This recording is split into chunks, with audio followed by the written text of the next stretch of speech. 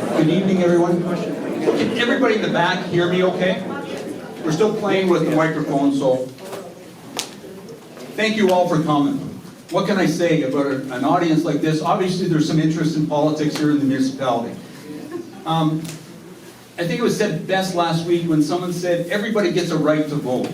But we also have a right to stand up on this side of the room. But there's only these people who took that right. So I think we owe them all a huge round of applause for sticking.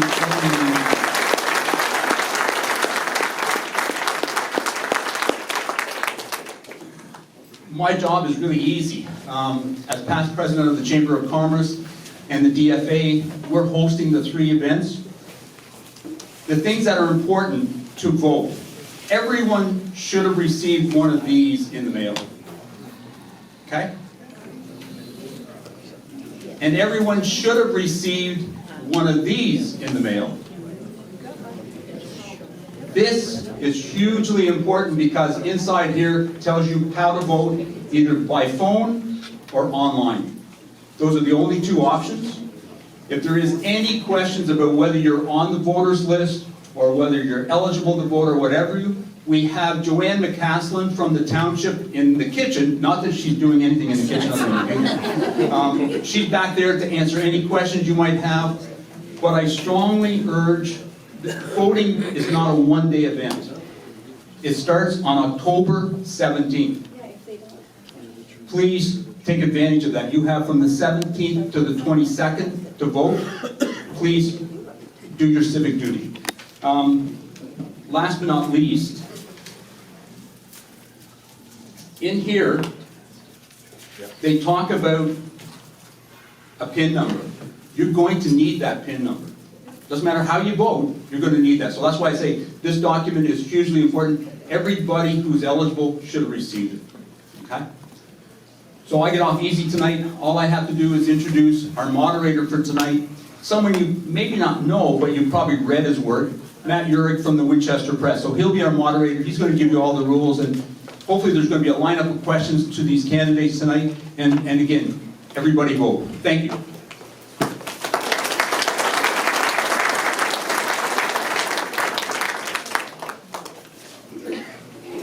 Good evening, everyone. So the format's pretty simple. We've done it for the first 2, and it'll stay the same. Each candidate in attendance will be given 2 minutes to address their platform standards and everything like that. And then after that, we'll roll into the question and answer.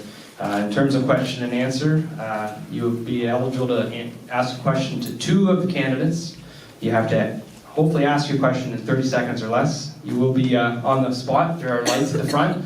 The light in the back is for those asking questions, and the light in the front that you see on the ceiling is for the candidates to answer. Each candidate will be allowed 90 seconds to answer their question, at which time the light will flip on. If you don't ask a question of the candidates, we will select 2 candidates of our choice. Please state your name when you come up to ask a question, and yeah, let's get rolling. To start off, we have 2 trustee candidates in attendance tonight, those running for the seat, Dundas County seat without the candidates school board. And to lead things off with his opening 2 minutes will be Larry Berry.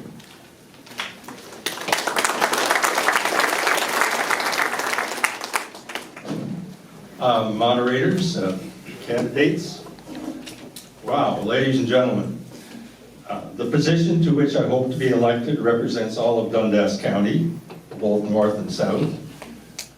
This is a large number of voters, more than 14,000. An event such as this helps me contact people, so thanks to the Chamber for organizing this evening. The position for which I'm running is the English Public School Trustee on the Upper Canada District School Board. Dundas Ward is Ward 7, which includes 7 schools, 2 high schools, North Dundas and Seaway, 5 elementary schools, Chesterville, Iroquois, Morrisburg, Nation View, and Winchester Public Schools.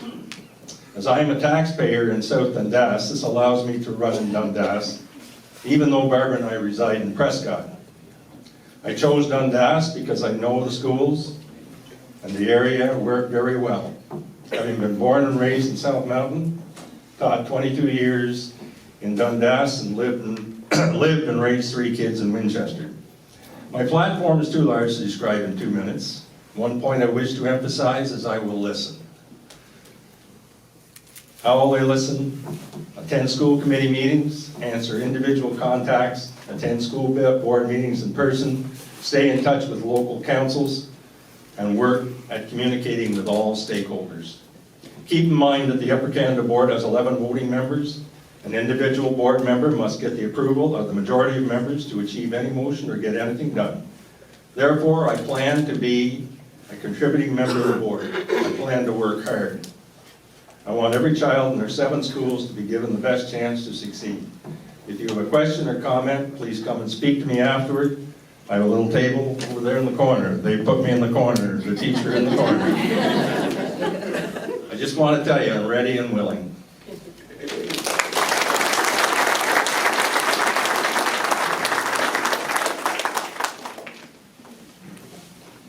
I'll introduce myself. My name is Jeremy Armour, your current trustee for the public school system. I'm proud of the work that we've accomplished as a board. We worked really hard with the local community to develop a good plan for our kids. I have 4 kids that attend our schools, and I'm really proud of when they come back and tell me how much they learned. What else can I tell you about myself? I live in South Mountain. I've been in this area for 12 years. I run a business out of my home there and out of a couple other countries as well. I attend meetings and I work hard with the other board members, and I care about kids. I really do. It's a passion of mine, and it keeps me grounded. And you know what? We talk about the future, but our future is education, and I'm proud of the things that we do with our kids. And I hope to continue that with your vote. So thank you very much.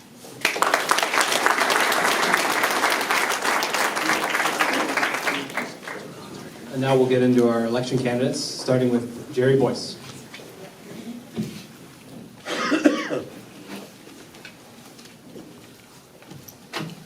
Thank you, Mr. Moderator. As you know, my name is Jerry Boyce. Good evening, everyone. I want to thank the North Dundas Chamber of Commerce as well as the Dundas Federation of Agriculture for hosting this evening. My wife's name is Lorna, and I have 3 children, Emily, Grant, and Jenna. They're grown now, and they've left home, and we just got word that my oldest daughter, Emily, is going to be expecting her first child, so we'll be a grandparent next spring, hopefully. Very excited about that. I can say it now because it's past, it's open now, so I have permission to announce it. I've decided last year, after much serious thought, to seek the position of mayor. I've gained great experience at the township level and county level, working side by side for the past 8 years with Mayor Duncan. I have lived in North Dundas for over 50 years. My kids were raised here, we went to school here. Lauren and I have been volunteering in the community for close to 40 years.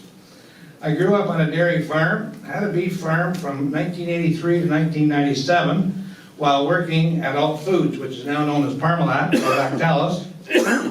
My time consisted of 6 years with the union and 15 years in management as a supervisor, managing employees and achieving production targets. I also owned and operated a successful business for over 15 years. I feel I have the experience to lead the municipality. My goals are to work with the Parmalat leadership team together with our township staff to resolve the environmental issues. Agriculture is the main business that drives our economy in North Dundas, and I want to improve customer service for the taxpayers and promote growth both in the residential and business sectors. Being in business myself has taught me to respect and treat the taxpayer as a paying customer. Everyone in this township has a right to be heard, and we will listen to your concerns. We want to see North Dundas prosper and grow. Our motto will be, good morning, and how may we help you this morning? Hopefully we can make things easier for ratepayers, especially for permits. Together, let's make North Dundas a better place to live, work, visit, play, and raise a family. Thank you very much.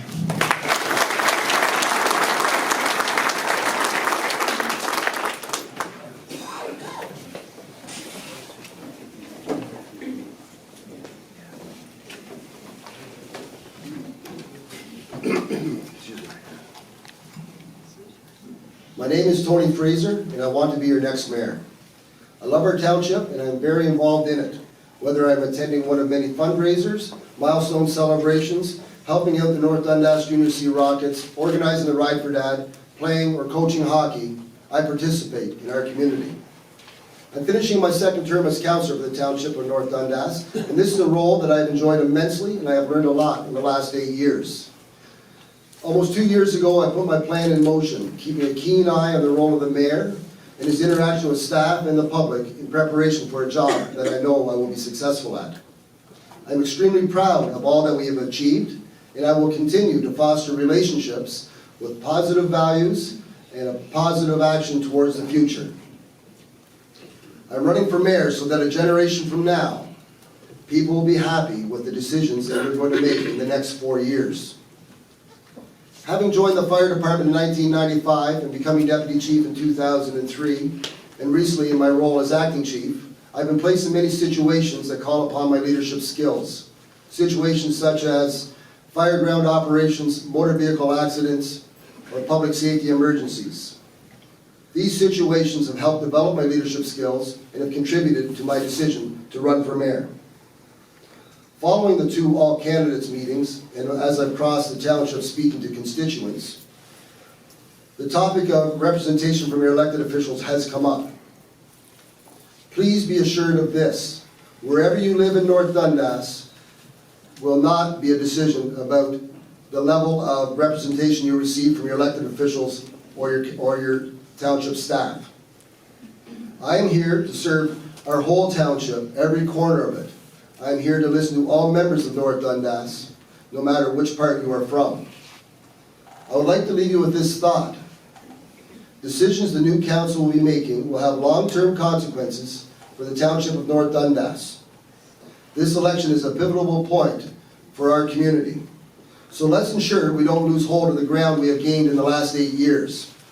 I'm asking for your support, and I'm asking for your vote. Thank you.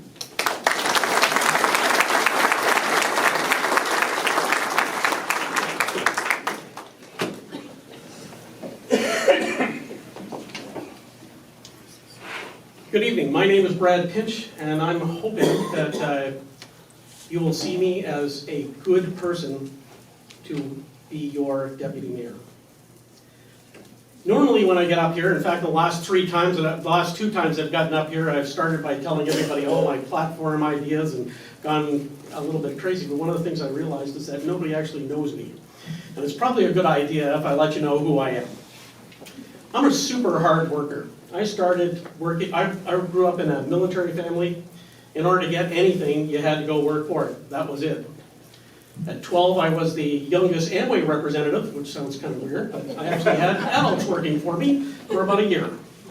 I've actually gone through university and worked 3 jobs at the same time because we had 2 kids and my wife wasn't working.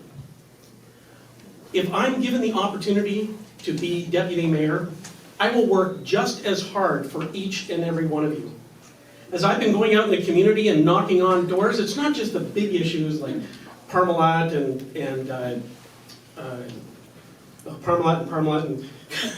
sorry, and marijuana that's actually been greeting me. There are other issues, like parking issues, issues about the sidewalks and the fact that nobody can cross a street on Main Street without being hit by a car.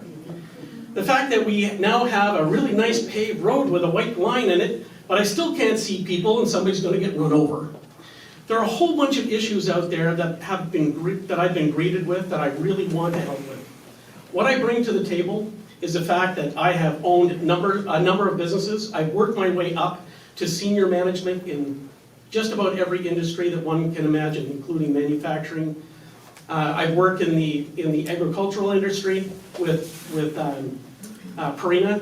Hope there are no sugarcane lovers here, because that'll probably lose me a vote right away. But I worked with them on the East Coast. And I really want to make sure that I am there for you and I am your voice. So above all, I want to be your voice, and I'd like to be your deputy mayor. Thank you very much.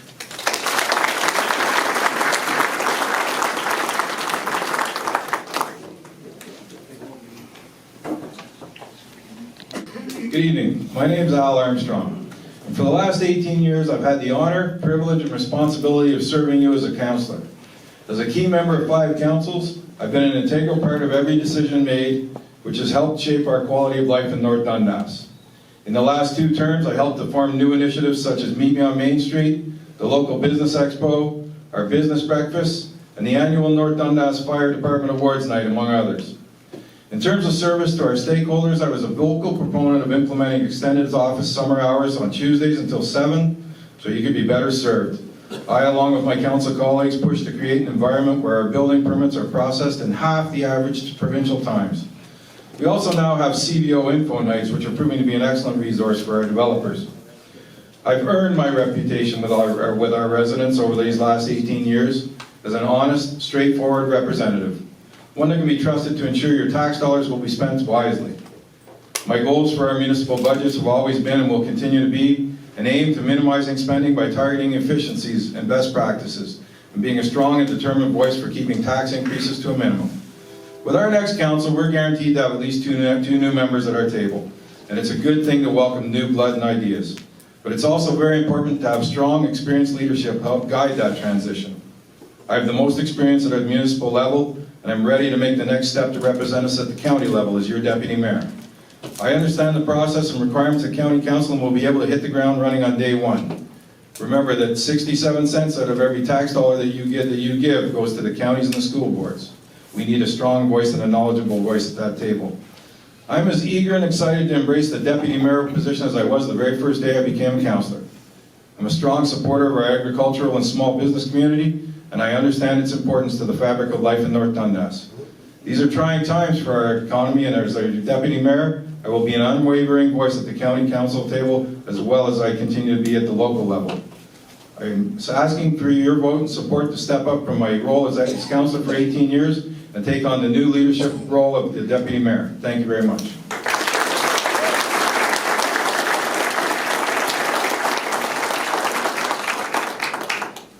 We'll now hear from our councillor candidates, starting with Tyler Boyd.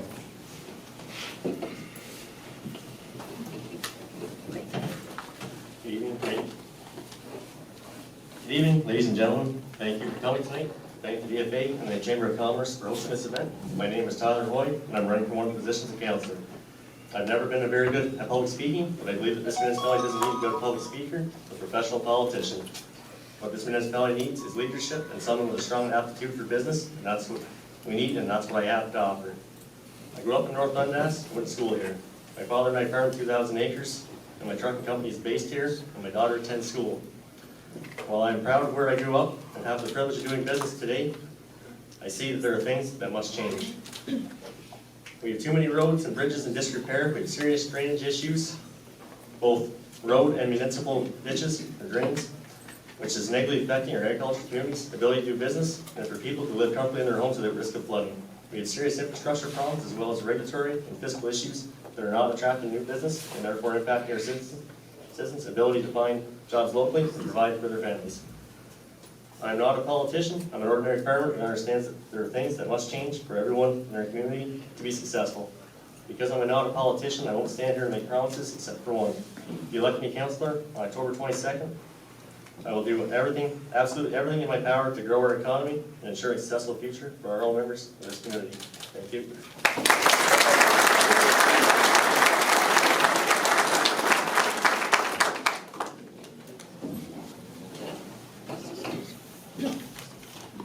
Good evening. I'm Michael Trolley, and I'm a candidate for council. It's a pleasure to be here this evening in Winchester, the place that first drew my family to Eastern Ontario 25 years ago this month when my father got a job here with Ontario Hydro right next to the house where my wife and I are raising our kids now. I've worn a lot of hats in my life. I'm a musician. I've spent a lot of time working with people with special needs. I've served as an Anglican church minister. Right now I'm serving as a high school chaplain in a Catholic school in Cornwall. I've worked in offices, I've worked in group homes, I've been on committees, but most importantly, I'm a husband and father. One of the most important decisions that my wife and I made was to raise our kids here in North Dundas.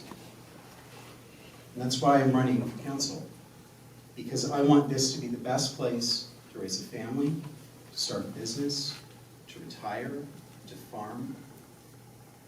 It's a great place. My family and I want to see some things though, some changes. It's a wonderful place. But we have a list. We'd love to see splash pads in our parks, like this park right here. We want our arts and culture scene to continue to flourish. We want to see our communities grow, attracting more people to start businesses, raise kids, or retire here. And we want to preserve our agricultural heritage, something to pass on as a priceless treasure to our children.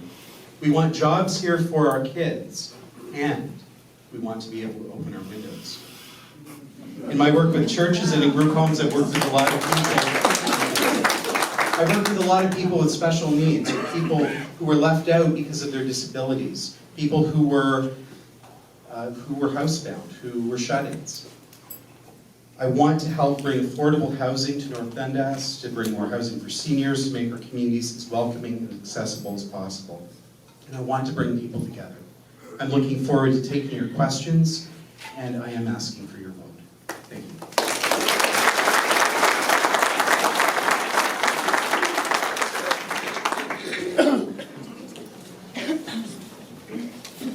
Good evening, residents of North Dundas and fellow candidates. My name is John Thompson. I've been a councillor in North Dundas since 2006, and I'm seeking re-election. As a lifelong resident of North Dundas, as a husband, a father, and a business owner, my concerns, my wishes, and my commitment all center around ensuring that the quality of life we enjoy continues. My 11 years on council has taught me to work effectively with council members, township staff, and you, the constituents, on key issues. The renovation and upgrading of existing township facilities and parklands, the repairing of road and sidewalk infrastructure, the maintaining and expanding of sewage and water upgrades for our growing population, and the revitalization of the downtown cores has all been important projects the council has successfully implemented. Having worked closely with the business community of North Dundas to help ensure our economic growth, the council saw the creation of the Office of Economic Development. We focused on providing financial assistance to local businesses for renovations through the Community Improvement Plan. We experienced a healthy working relationship with the North Dundas Chamber of Commerce and worked with local contractors and developers to provide the necessary tools to help develop the township. A lot of work has been done, yet there is a lot more to do. What has been started must be completed, and this will ensure that the progress will not be in the form of a Band-Aid solution to important issues affecting the township, but rather a permanent, practical, and effective step into the future. Work will continue to ensure our infrastructure will meet the demands of a growing community, from roads to landfill requirements. A stronger working relationship with our agricultural community and the Dundas Federation of Agriculture is an important item on the next council's agenda, as is the creation of programs and facilities that will focus on the wellness of our residents regardless of age. I look forward to representing you again on North Dundas Council on October 22nd. Vote John Thompson. Thank you.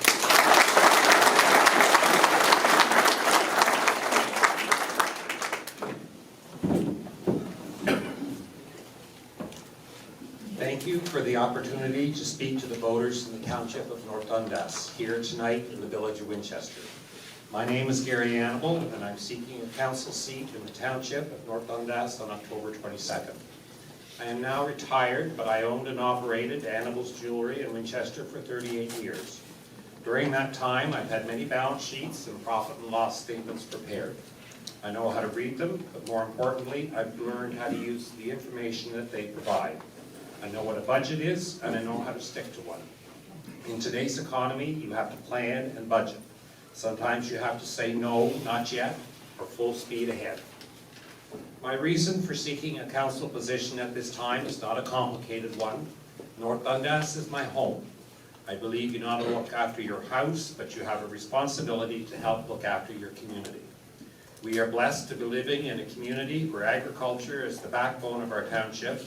And I learned a long time ago in my own business that if the farming community does not do well, none of the other businesses in our township do well either. I am very aware, again, through my own store, of all the areas of the township and look forward to the opportunity of serving them all. Hopefully the questions you provide tonight will help you with the information that you need to arrive to your decision as who you would like to represent you at the council table for the next 4 years. Thank you.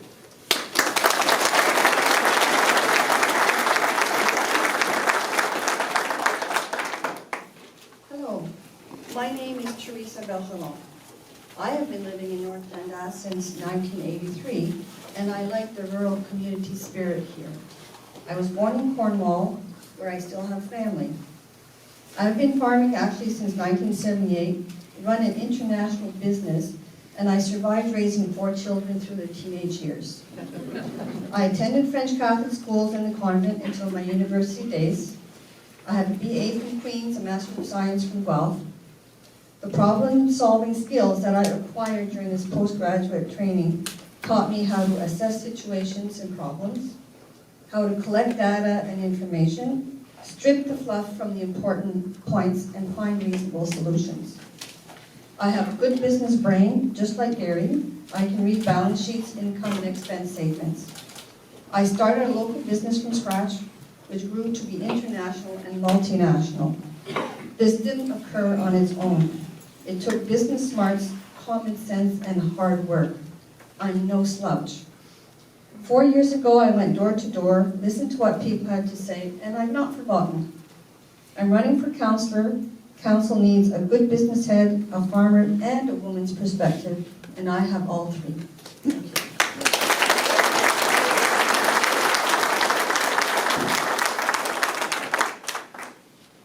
Good evening. I'd like to thank everyone for coming out this evening and taking time away from your families, your businesses, and your farms. My name is Frank Fata. I was born and raised in Ottawa, just up Highway 31 here in Blossom Park. My wife Connie and I have been together since the age of 16, some 40 years ago. I thought I made a typo, it's not. After our son Christopher was born, we made a positive choice to live here in North Dundas near Connie's mother, Ruby Crowder, who originally farmed in South Mountain with her husband Wilfred, also her Aunt Bee and Uncle Bob from Gady's Home Hardware. Prior to working at OC Transpo as a driver for 23 years, I worked at Barry's Pet Food Store in South Mountain, and then to Clarence TV here in Winchester. My wife's first job here in North Dundas was as a VON right here in Winchester. She may have visited some of you here in town. Our son Christopher grew up here, played hockey right here in this building, went to school, started as a teaching student right here at Winchester Public. Why am I running for council? Well, North Dundas has been good to me and my family, and now it's time for me to give back. Life here in North Dundas is great, however it does come with its issues. Speeding, odor, we all know where that's from, proper signage, and accessibility to Main Street businesses. As for farming, I would like to see the council appoint a member to the monthly meeting of the DFA in Chesterville, similar to the South Nation Conservation Authority. As well as I'd like to promote agritourism like they are starting in Europe. For waste, I'd like to have our staff look at a study to see if we can have a program for seniors or people with disability to have waste and recycling picked up at the door. Looking forward to meeting you as I continue going door to door. Thank you.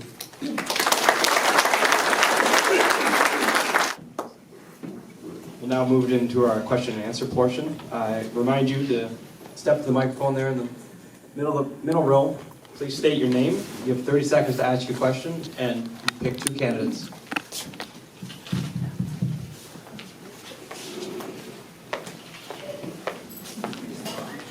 Good evening.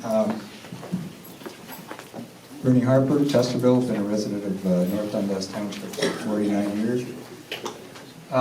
Can I just ask you a question, then I get a sort of a raised hand from you? I wonder how many of you are seniors here. Could you just raise your hand if you are? Well, sir, eh? Ain't that a surprise? So, my question is sort of like this. I don't know if you've discussed it with your friends, but we certainly have discussed downsizing big time.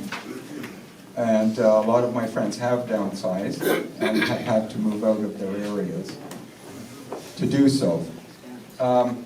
I think if you do think about that, you'll think about the realization that we have very few options here in Dundas. Can you get to your question, please, Barry? Okay, yep.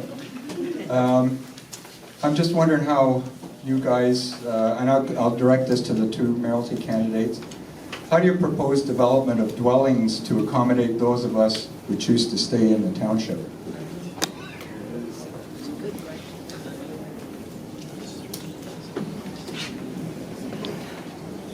You can just stand right, just stand. Thank you for the question, Mr. Harper. This issue is a senior issue, and it's an issue that affects more than just seniors. My plan, my thought towards solving this problem of having smaller residences, more accessible residences as our knees get sore and we get arthritic, and we don't want to deal with larger homes, and we want to be able to be snowbirds, close the door and go away for 6 months. I've given this lots of thought. I know lots of people that are my age and older that are already talking about this. What we need to do in North Dundas is we have to attract developers to come to our community. We have to offer them the environment where they feel they are supported, and they will, through that support, look towards North Dundas as being an opportunity to offer homes. We need to search out these opportunities. We need to find the developers. We need to present ourselves in the same way that our current council has presented us to the business community. We have to be supportive. We have to be enthusiastic, and we have to think outside of the box, if I may say that sort of thing. The opportunity is ours to take. We have to reach out, and we have to be energetic and enthusiastic and make ourselves known to be the township that wants development. This is a challenge. This is, I believe, our biggest challenge in North Dundas, and this is the challenge that I feel needs to be taken up, and I'm looking forward to taking up that challenge so we have more opportunities for smaller scale housing to keep our community together as a community.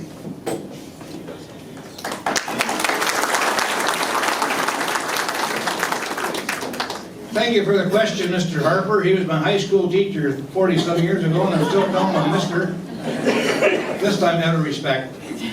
Anyway, Bernie, thanks a lot for the question, and this was come up at our council meeting just a couple of weeks ago about multi-res housing. We have a big shortage in the villages for multi-res housing.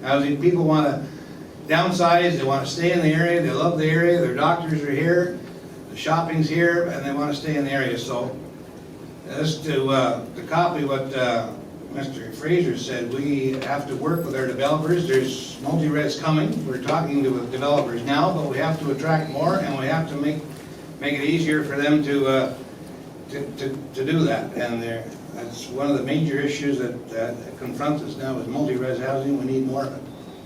Thank you.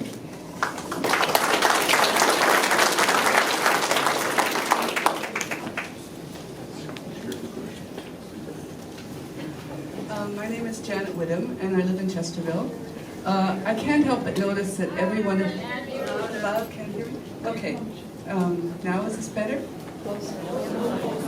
Closer? Obviously, I'm not accustomed to public speaking.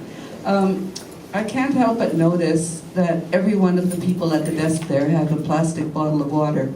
This is a community center. There's a great many glasses in the cupboard there. There's lots of water in the tap. In fact, most of the water that comes in those bottles comes out of just ordinary city taps somewhere. And this goes along with the fact that the way that we live now is completely unsustainable, and that is proven by the way our landfill is very full. I'd like to ask our deputy mayors what they would do to help us conduct a more sustainable lifestyle in North Dundas, help us deal with our landfill, and cut down on the use of plastic.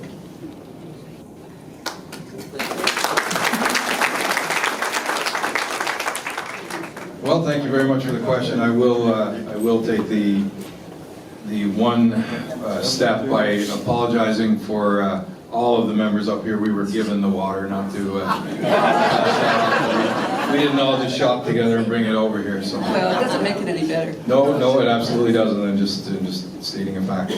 What we are doing with our landfill right now, as a matter of fact, we are under the first expansion because we do need extra room. We are not overfilled, but we are on a path to keep our capacity at the level that it's supposed to be under the auspices of the MOE. We are not in any sort of dire straits, but we do have to look forward to the next 25 years. What we've done presently now is instituted in the last couple of years our bag limits with a much bigger key on making sure that we have recycling. We're getting people more educated on recycling. We're currently taking in way more garbage than we used to. That is the first step. We're seeing what this is going to, how much we're going to accomplish and how much room we're going to be saving in our landfills. And if we need to, we will start to, we have discussed and may in fact institute some charging for the bags if people don't get the message. We are actively encouraging people to do their own home composting. We work with local businesses. We send people to the east to Cottonham's. We send people to the west to BMR. They get a reduced price on the backyard composters. We are trying to educate the public and get them on the same sort of level as what everybody else is hoping to do. We're hoping that this two-pronged attack will help our landfill, and for the future we will be set for at least 25 years. We'll be looking at new technology once we get these things, but everything has to be done step by step.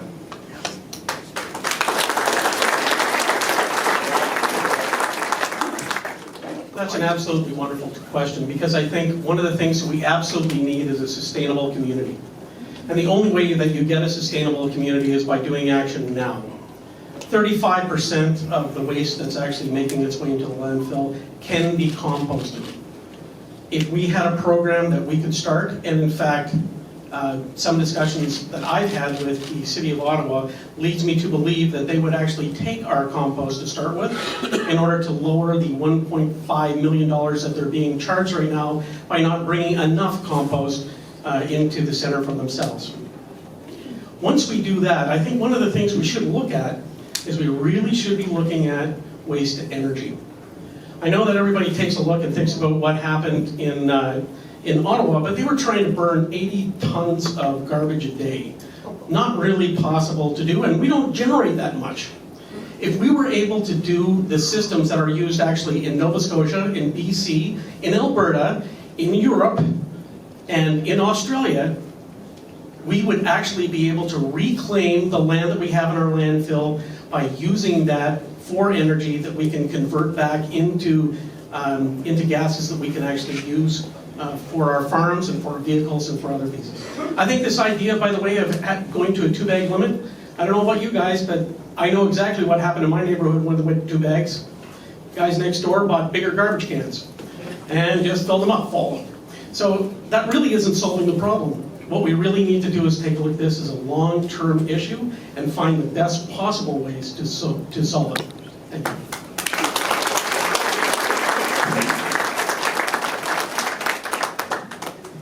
Hi, my name is Shane Freeman. I come from Winchester. I just live on the subdivision behind here, and my issue is parking. A neighbor of mine was almost killed a number of years ago because the driver of the vehicle could not see. I'm talking about Howard Street and Christie Lane. My wife and I have made a complaint to the township and nothing's been done. What's going to happen? Is someone going to get killed before we do something? They put parking signs, people park right up against them. What's your question, please? What is the township going to do about parking on Main Street? Who are you addressing it to? I'm addressing it to both marital candidates. Thanks for the question, Shane. We will look at that. Parking has always been a big issue in Winchester. We never seem to have enough of it.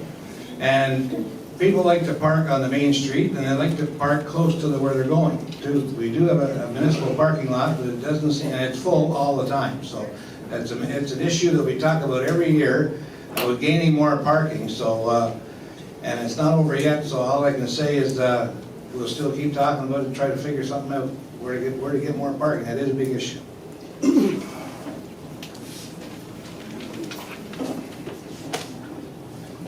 Shane, to address your concern, it is apparent that we have a lack of parking. But what we have done is we've taken our bylaw, and we used to be just strictly on a contract basis with Russell. Now we've advanced from that, and we had a part-time bylaw enforcement person on staff. Then we stepped up another level, and we had another bylaw enforcement person on staff who was been coaching our part-time staff. We've taken another step, and now we're going to be more proactive with bylaw and bylaw enforcement. So one of the things that is apparent to all of us in North Dundas, and especially in the larger centers of Cheshire and Winchester, and I'm sure even on the streets in South Mountain, parking needs to be enforced, parking needs to be controlled. It will be. That is our goal. We are going to be more proactive in that fashion. But, and lots of you have seen me out there, there are other alternatives to driving your car down the street. A lot of you guys have seen me on my bicycle. I'm an advocate for taking your bicycle. It takes up next to no parking spots, and you get the Betty Moffat spot. You're right at the door. It's good. It alleviates a lot of the stresses on parking. But that aside, Shane, not to make light of your concern, it is a concern. We are going to be more proactive, and we started that process with hiring someone to help us on that way. Thank you.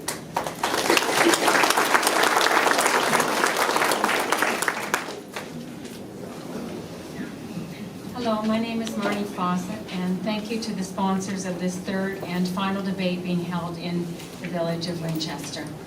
I would like to pose the following question to two candidates who are both running for a position on council for the first time and who also live in this village, Brad Pinch and Gary Annable. If you are successful, how will you advocate for the residents' safety, physical and mental health, and quality of life when dealing with distresses with Parmalat, such as the ongoing destruction of a small residential dead-end street, and if this stench continues on into yet another year, despite promises and a possible winter respite? By the way, it's now October, and the stink was alive and well this morning. Thank you.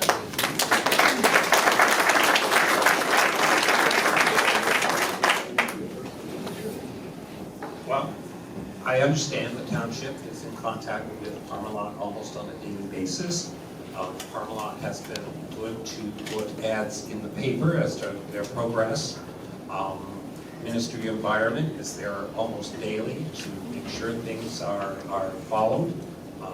If I get on council, I do everything in my power to make sure that we can encourage, prod, push Parmalat into complying with the needs of the village.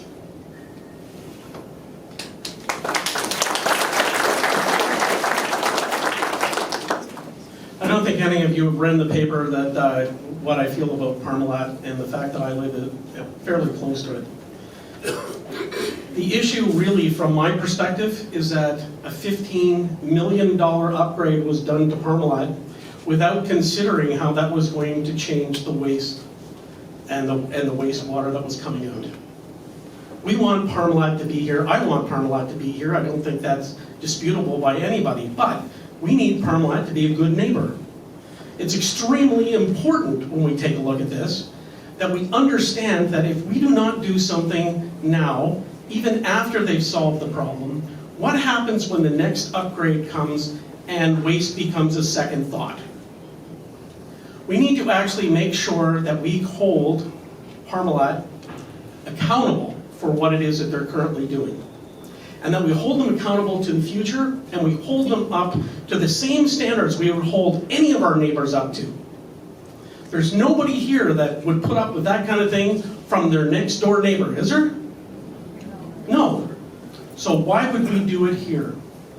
We need to actually make sure that as a township, we're doing a few things. One, we need to make sure when we answer the phone, when you guys call and say there's a stink, that we write that down, we put that information somewhere so that we can actually keep a record of how bad this is, so that we can push that forward. Let's make sure that we're not being directed just to call Parmalat and leave a message that's never returned or on a message machine that is full. Let's take a look at a way that the township can own this with Parmalat and make a difference. Thank you.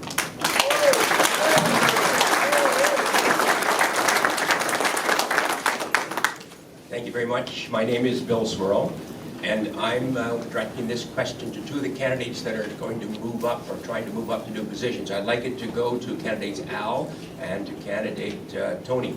I'd like to, you've already noted that SD&G is really important and you would be representing there. I would like you at this stage to tell us what skills, expertise, and knowledge you will bring that will help us gain from the experience at United Counties.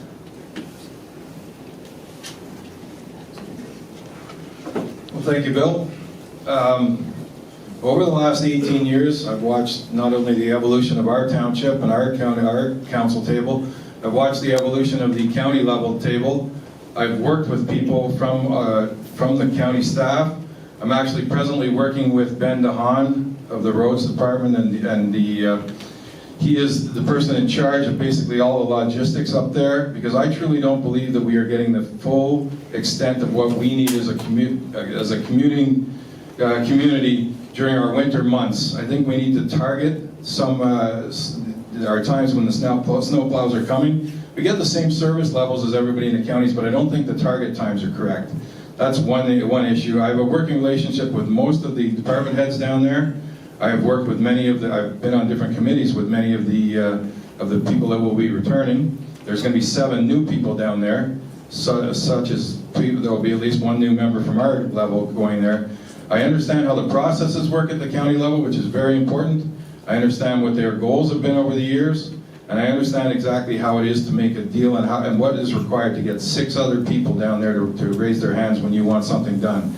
It includes our policing, our social housing. It includes the majority of our roads that were downloaded the first time I was on council. So we have a vast expanse. We cover a lot of spaces, you all know, in our township, and a lot of that is based out of the counties. And I know exactly what it is they do. I know how they do it, and I know how it needs to be done. So I bring that to the table. Thank you.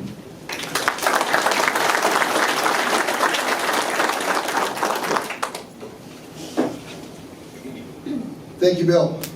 My experience and the way I would represent North Dundas at the county's table, the experience has come from my time spent as a firefighter in North Dundas, my time spent as a member of the SD&G Mutual Aid Fire Association, and I'm not intending to confuse you with the SD&G Mutual Fire Association and SD&G, the counties. But many people that deal with that committee are people that deal with the counties, and I was one of those people. I have had experience over the years. I've been on council 2 terms now. Experience meeting people like our CAO, Tim Simpson, Ben DeHaan, as Councillor Armstrong has mentioned, in charge of public works and roads. I have had discussions with them as well about the situation that we experience as emergency service providers in North Dundas. They have heard my opinion. I have been cautioned about expressing my opinion in certain ways, but I feel it's imperative that that message is delivered, and how we feel quite often we end up with the short end of the stick in North Dundas from the county's level at Cornwall. The other thing that I could comment about in my experience is that I have also sat in at meetings as I mentioned, SD&G Mutual Aid Fire Association. As a member of North Dundas Fire Services, I've been attending meetings at the county's level. In the past, I've attended these meetings, and I've had an opportunity to express my feelings to EMS, to roads, and to other members of that level. I am not frightened to speak my mind. I am quite aware of the facts. I live here, as we all do, and I know the situations that need to be rectified, and I am more than willing and more than prepared to argue the point on our behalf.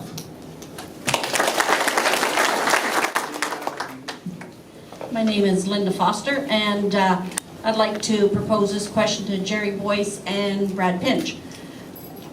This is following up on Mrs. Whittam's comment about the water and you guys all drinking out of bottled water.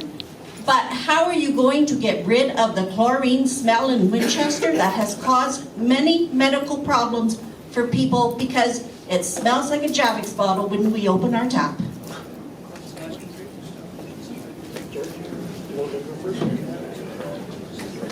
Thanks for the question, Linda. I've As far as I know, that question has been out there for a long time. It was out here years ago. Actually, it was good for me because I was in the bottled water business a long time ago. And people said, I don't know what this municipality's done to the water, but I can't drink it. I used to be able to drink it out of the tap, but I can't anymore. It just smells so, chlorine is so strong, and especially in the shower when you turn the hot water on.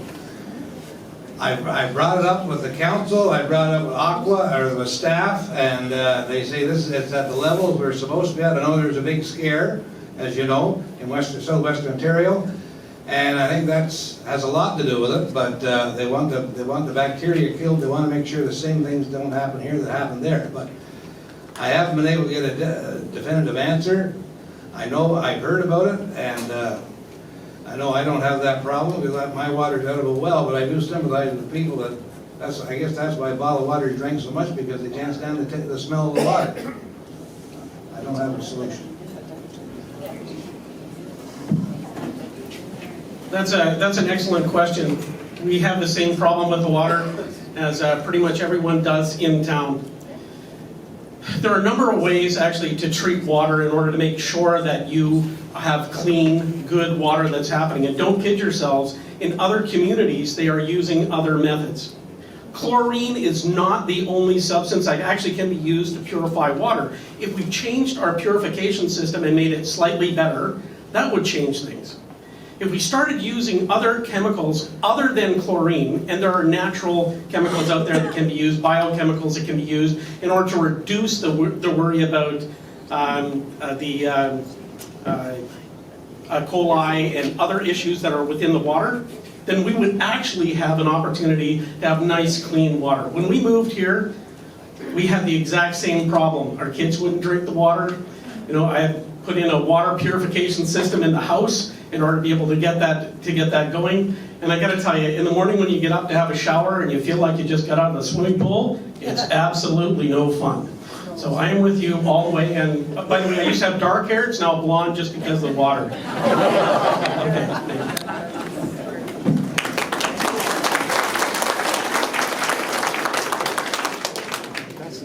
Hi, my name is Jeremy Armour. I'm a South Mountain resident, and my passion is education. But I have a question, and I'm going to cheat. It's two questions, but it kind of goes together. So we know that the marijuana industry is going to be coming to our area. So this is a question to the mayoral candidates. So what are your visions for our county for legalization, regulation, etc.? And how are we going to educate our young people on the proper use of it?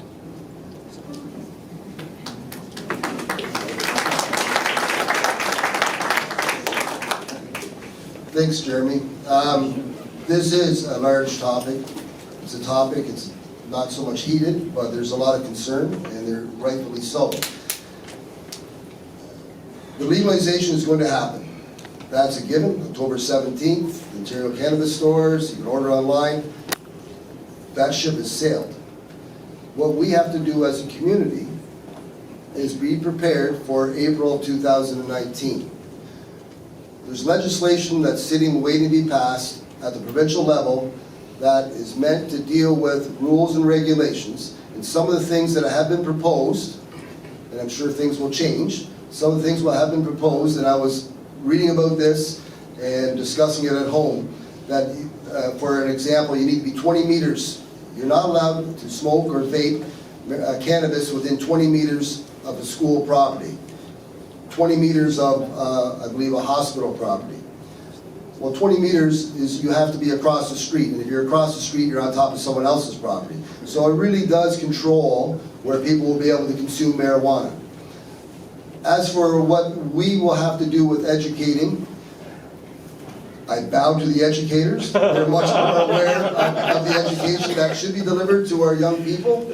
And truly, it's not I'm not joking, it's not a laughing matter. I do trust that the professionals will deal with this in an honest, truthful fashion and make sure that our young people and our younger adults and adults are better aware of the situation and better aware of the responsibilities and hazards that may occur from ingesting cannabis.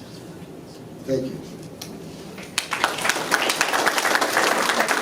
Thanks for the question. We talked about educators. I had educators say to me at the last all candidates meetings, you know, we're having, high school teachers, and we're having enough trouble now trying to keep the kids focused in class, trying to get them to learn and listen to what we're talking about. Now they're gonna be, you know, coming in all smoked up. So anyway, I think we should, we gotta work with our young people, we gotta work with our organizations, and I don't agree with the provincial model where we can just have them anywhere. I think we have to control where the outlets are.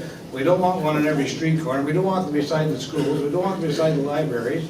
I think we should maintain control. I think we should opt out the first year and till things get settled and be ready to go in 2019 and have an idea what other municipalities are doing. And there's going to be a lot of education and a lot of things to be done before it's all settled. Because every community is struggling with it right now. We're just not ready for it.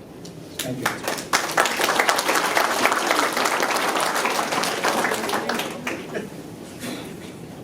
Good evening, Carol Bryan, Mountain Farmer. This is for Tony and Jerry, and my qualm is there are many, we're talking about business and ag business and expansion and how we want business in this great community of ours, but many who are building and trying to make improvements are encountering roadblocks which impede progress that cause much frustration, lengthy delays, and even cancellation of construction. I know 2 individuals Your question, please. recently scrapped their plans.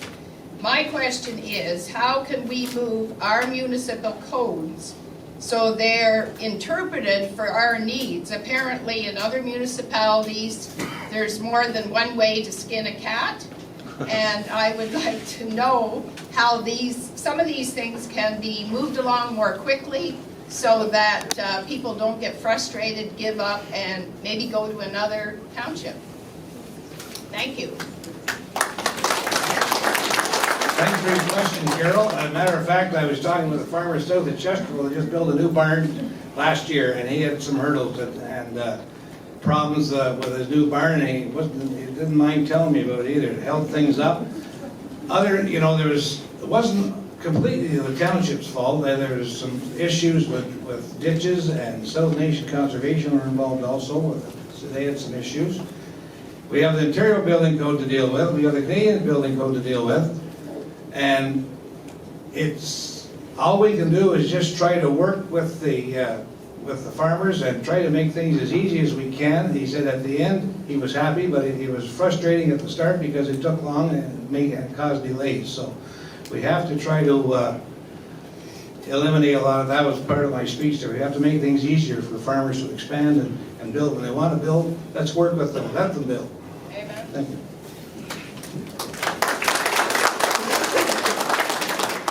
Thanks for the question. You're right. There are frustrations suffered by many. The business community suffers the frustrations. Ag business suffers frustrations. Developers suffer frustrations. Homeowners suffer the frustrations. But what we need to do, we need to become a council and a staff that is more open to discussion, more open to helping work through the issues, a better understanding of what the outcome is expected to be. We all know if we go in with a set mind, and we want to go this way and this way only, sometimes we're not open to suggestions, and sometimes the suggestions aren't forthcoming as to find a better way, a feasible way, a way to deal with the building code, or whatever code is the apparent roadblock. I'm not suggesting that we skirt issues and we find ways to circumvent the proper code, but we need to find a way to satisfy the builders, the ag business, the developers, the homeowners, the people that want to improve, expand, and enjoy. That is the challenge. I, as your mayor, am looking forward to laying in front of township staff and council that we have to become a community that is more open to listening and understanding the desires and finding ways to satisfy the needs so we all end up with what we want and what is proper.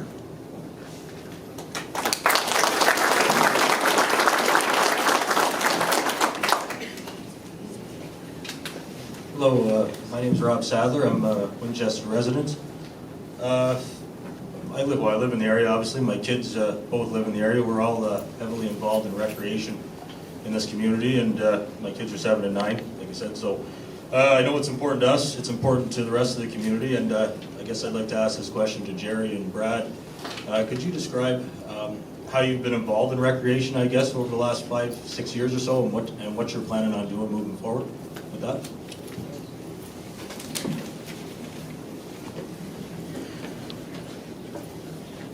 Anybody looking at me can see that I'm not a long-distance runner. However, I am a curler, and I have been here curling. And I really enjoy that.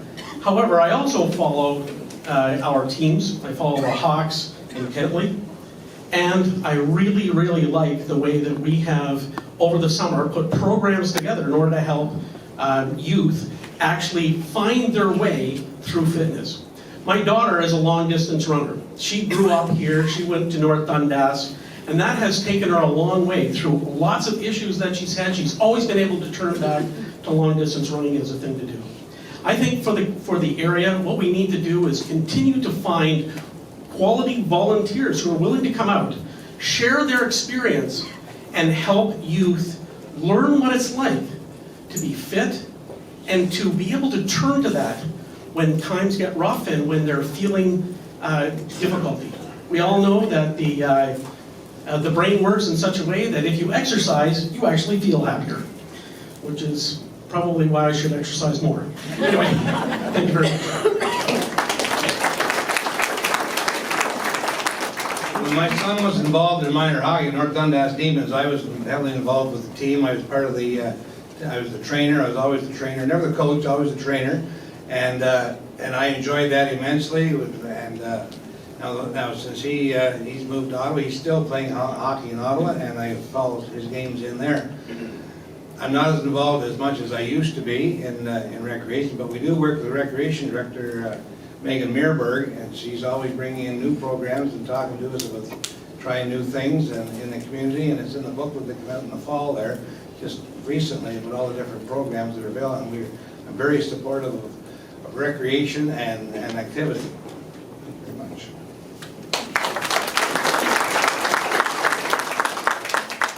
My name is John Rosendahl. I live on Christie Lane just for a year now. Used to live on 43 and now I live on Christie Lane, and I have to close my windows, because the smell is so bad, but we've been there. And this question is for Tony. The next council has to grow some balls, really. Because,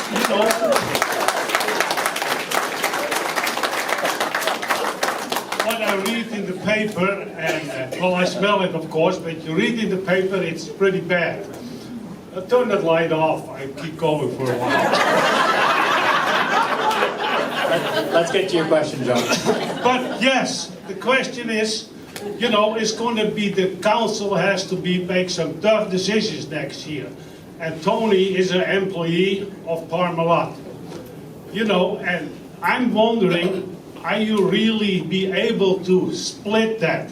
Your $20,000 job for council plus expenses or whatever you make at Parmalat. The bottom line is, they're not going to like you. All right, that's it, John. Go ahead, Tony. Okay, so Tony, give me your answer. Would you like an answer from another candidate, John, or just one? No, Tony works at Parmalat. Boyd doesn't work there, so it is Tony who works there, and if he wants to be mayor, he has to be... Okay, sit down, John. Excuse me, but I find that a most inappropriate question. That's a good question. Good question. It is an honest question. I have to agree with you, Ms. Merle. Parts of it are inappropriate, and I won't address the first question that he had asked of me. But as an employee of Parmalat, and I guess I do get 90 seconds time too. As an employee of Parmalat, I'm a hard-working employee. I'm an honest employee. I'm a stand-up type of guy. I've been on the Health and Safety Committee for 20 plus years. I've been an advocate for safety in the workplace. I've been involved in many disagreements, advocating for safer workplaces. I've been a member of the Eastern Ontario representative for WSIB for workers, not just the Parmalat, but any worker that's a union worker. I've been their representative, their go-to person for nigh on 15 years. I do stand up for what is right. I recognize what is right, and I am able to argue for what is right. My being an employee of Parmalat, I see it as a benefit. I am a direct conduit from their issues to me. They're on my regular schedule. I don't want to call it a daily basis because we don't work at a daily schedule, but my schedule allows me contact many times throughout the week, and it wouldn't be someone just knocking on the door, holding their feet to the fire, or pretending to be able to advocate. I understand the issues. I see on a daily basis the changes that are being made, the efforts that are out there, the engineers that have been hired, the millions of dollars that are being spent to ensure that, John, your ag community has somewhere to ship milk. That is what I'm able to do, to be an advocate for all of us in this community, to ensure that the smell is dealt with in a proper fashion, to ensure that the ag community is able to continue surviving and to continue thriving. I am a reasonable person. I am able to speak in a reasonable fashion. I am able to convince people of the right things, because the right things are the right things. Saying that, the light hasn't gone on yet. I do take offense to whenever people think that I'll just be a scapegoat or bend over backwards for Parmalat's wishes. That has not been the way. I've been there for 29 years. I've been an advocate for the betterment of our community. I've been a councillor for 10 years, for 8 years while working at Parmalat. I have done a stand-up job. I believe I have represented our community well. I haven't been negligent in my actions, and I will continue to do so when given the opportunity to be your next mayor. That is something you can take to the bank. Thank you.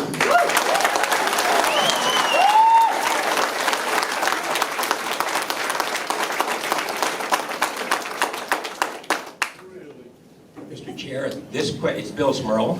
This question is for two of the existing councillors. Perhaps I'll direct it to John and Al.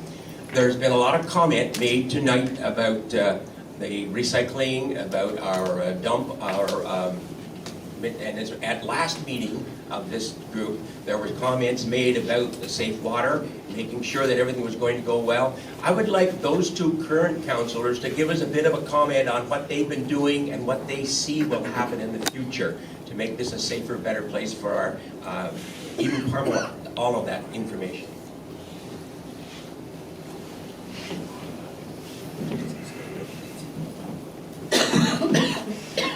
Okay, thank you, Bill. I also would like to, not that anybody's asking me to, but it's easy to be insulting to people that have stood there at your council table trying to do the best job that they can do for you. But I would ask that you temper your insults and try to keep them as questions, because it's easy to go after people who have a record when you don't have a record. So, everybody's been respectful, but I would like to make sure that the questions, we're up here to answer tough questions, but we don't need to be insulted for the work that we've done for our country.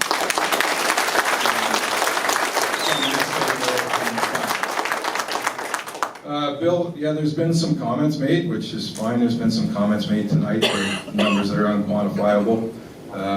Perhaps they're just average generic numbers, such as 35% of the landfill being foodstuffs. Absolutely, there's never been a test made, there's never been a study done at the Boyne landfill, so that may be the Ontario average, I don't know. We've done different things. We have already diverted a lot of the foodstuffs that are going to our landfill. You can ask any of the restaurant owners. As far as what's going on with the water at the landfill, our water has groundwater testing. We have monitors in there. Golder and Associates test the groundwater and the leachate every 3 months, independent of the Township of North Dundas, so they have no vested interest other than we do pay them, but they're accountable to the Ministry of the Environment. They send those results, they do it every 3 months, 4 times a year, they send those results directly to the Ministry of the Environment.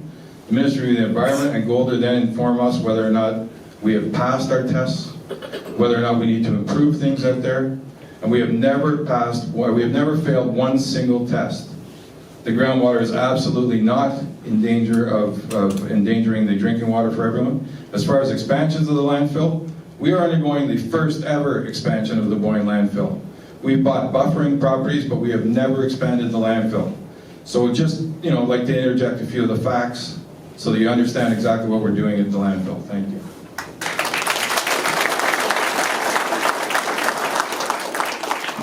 Thanks, Bill. Thanks for the question, Bill.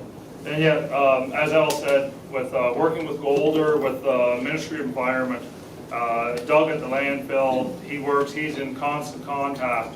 The monitoring that we have for the groundwater, it's tested regular. There's been no issues. There's been land acquired around the landfill for buffering zones, and we've passed every inspection we've had. We've passed. We've met all the requirements that have been put upon us, and there has been absolutely no issues at all.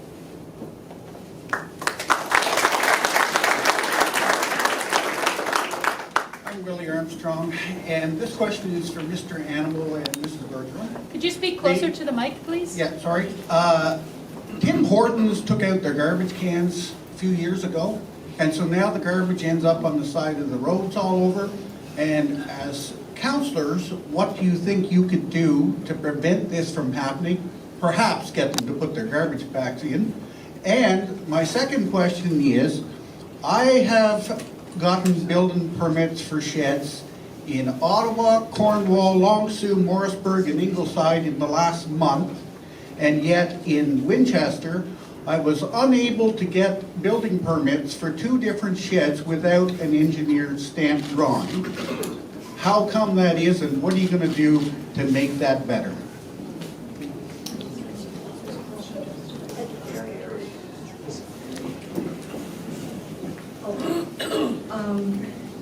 That is an issue, I've heard it. As far as I know, building codes are provincial, and there's no reason why a similar building that's been applied for in another township would have very minor corrections made to it, while a similar one in North Dundas would be all scribbled in red. And so that is something that I would look into once I'm council, to make sure that if any of the contractors here have buildings that they've applied for in another township, and yet here, but they've had different results from each one, it shouldn't be, and that has to be looked into. As for people's garbage, I don't know, there should be bylaw officers, there are bylaw officers, and if anyone has a problem or sees garbage that shouldn't be somewhere, to contact the township and notify the bylaw officer and have it cleaned up. If they don't clean it up, it seems to me the township cleans it up and then they charge the commercial place that fee for cleaning it up. I'll start with the garbage first. I sit on the Downtown Revitalization Committee for Winchester, and we're in the process at the moment of working with the township, and I think if Owen is still here, I think the number is 16 waste baskets that we're looking to put throughout the village. And if I get on council, I would not hesitate at all to see Tim Hortons and see whether they can't provide 1 or 2 of their own. In regards to building permits, they're not something that I have a lot of experience with, but first thing I would like to see if it's apples to apples or oranges to oranges, or are our rules different than everybody else, or is it just a personnel thing? And if it's a personnel thing, we get it corrected.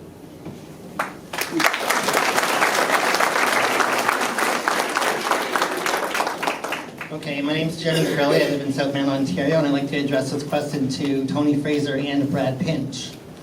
Now, as we've been hearing so far tonight, the people complaining about the smell of Parmalat, people complaining about the smell of water, And as Jerry Boyce said, if he gets in, he'd probably want to opt out with the marijuana until 2019. However, even if you opt out or not, you can still legally smoke it.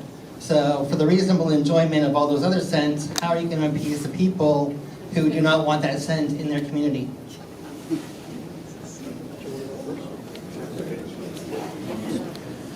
That's a great question.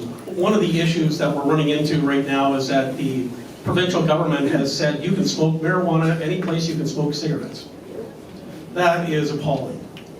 So in order to be able to do that, one of the great things about being a local government is that we can actually put in place bylaws, zoning rules, and those type of things in order to take care of that.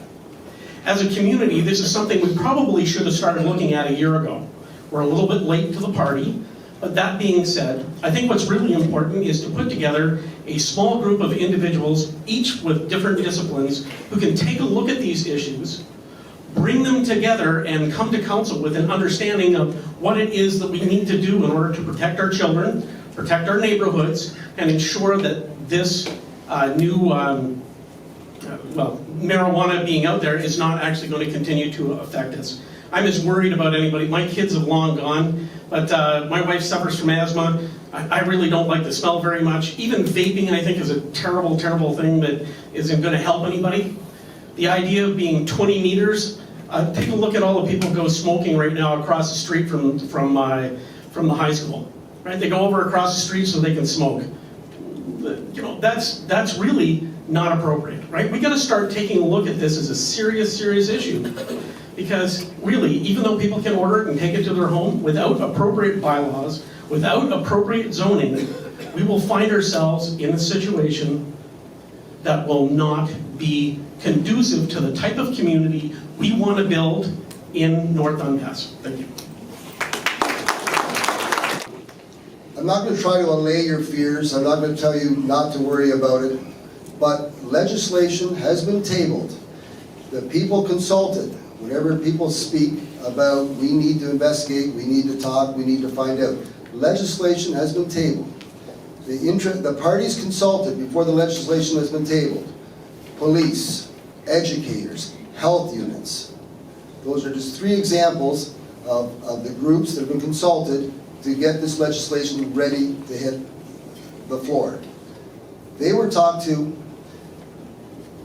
Another thing that was mentioned, and you can't just smoke it anywhere. It's not the same as a cigarette. You can't vape anywhere. The 20 meters controls that.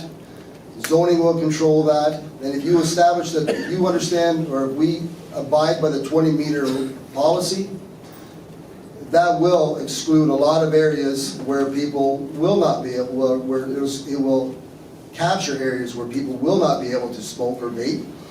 It is an issue that has been addressed, has been studied. Not to say that we don't have a say, we will have a say.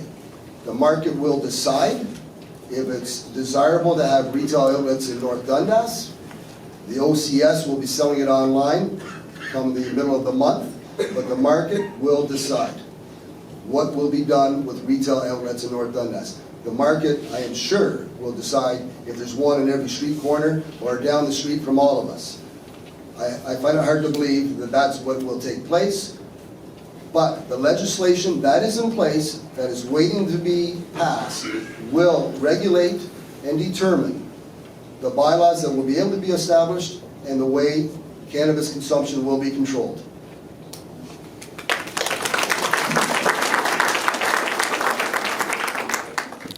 Laurie Monroe, Winchester resident, lived here for 40+ years, and I'm an employee here in the town. My question is to Tony and Gary. As a resident, I'm held accountable for property upkeep and maintenance. I wondered how, or will you put in place filling in the ditch on Albert Street?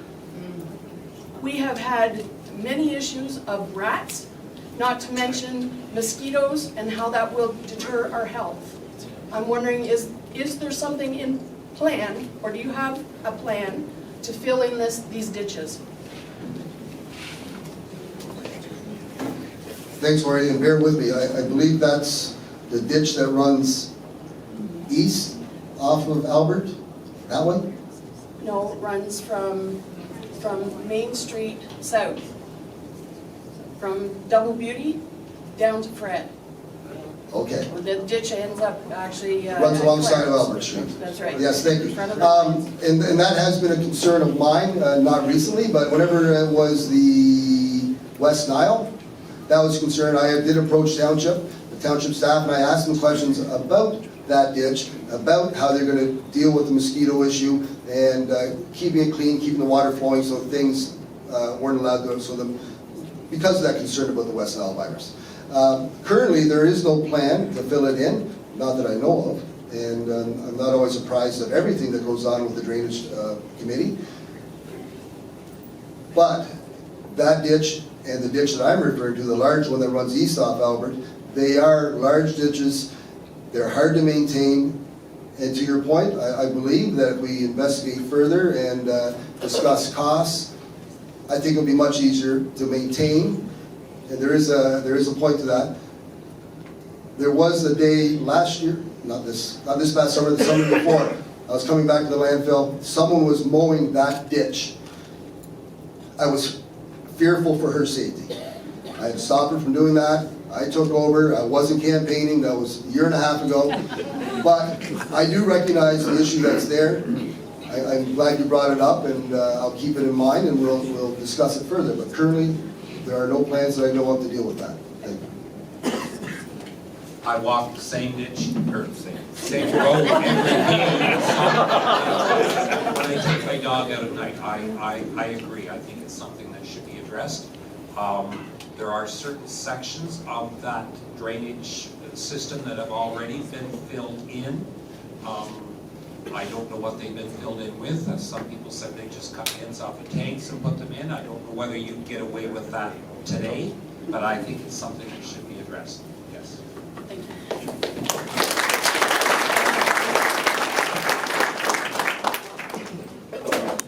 Jackie Emery from Winchester.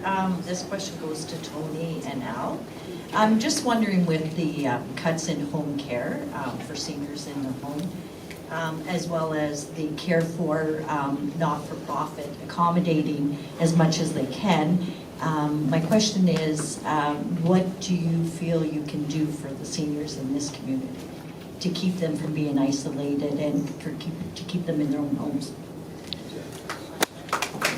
Who are you addressing that to? Tony and Al. Tony and Al. Thank you. Thank you, Jackie.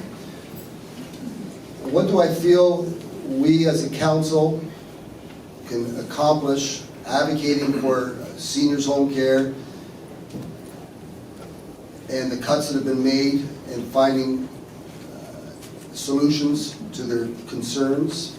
I think by being open, by entering into a dialogue, by communicating in a better fashion than we may, I do believe we have not communicated in a good enough fashion to understand our needs, to understand the needs of the seniors. So the best way, in my mind, to come to a resolution is to communicate with each other, to understand everyone's needs and understand what things hold us back for coming to solutions. So we're not seen, or the seniors aren't seen, the advocates for them aren't seen, as people making unreasonable demands. It's through communication, it's through a better understanding of each other that we'll be able to come to solutions, come to agreements, or at least come to an understanding why we sometimes can't accommodate people in the way that they need to be accommodated. Thank you. That's a question that's near and dear to my heart, having had my mother here and having to move her into my house and suffering firsthand exactly what you're speaking about, the lack of home care. Even when you're allotted the hours that you can get through assistance, then you run into the problem of not having enough nurses or not having enough people available. So it's and when it's something that's such a feeling of the heart, it's doubly helpless because it's your loved one, whether they're trying to stay in their own home, whether you're capable and lucky like I was to be able to move them into your house, and then you understand just what the bureaucracy is like and what the realities of our township are, and We mirror many other townships. One of the things that have been spoken about tonight, which we should be trying to do and really trying to help people come along to, is the multi-res housing. Getting more of the row houses like we see here in Winchester, that are beautiful homes, that are smaller, that are more adequate for people as they make their transition. They can still live in their own homes. If we had more of those, then the more capable of our elderly would be able to live much longer in their new own home. And then what we can do as county council members is deal directly with the city of Cornwall that takes care of our social housing, that takes care of all of those things that have to do with our aged population, and bringing a strong voice down there, advocating for getting more money in the budget so that we can have more home care people. Many of these people, as you all know, all they need is a little bit of help. They don't need to move from their homes, or they may need to move from one home, like in my home, for instance. When I get older, I wouldn't be able to maintain it, but I could move to a multi-res home. Just a couple of hours a week even would make a big difference. And that's where we need a strong voice at the county level, and also a strong voice at AMO, so that we can petition Ontario to help us out as well.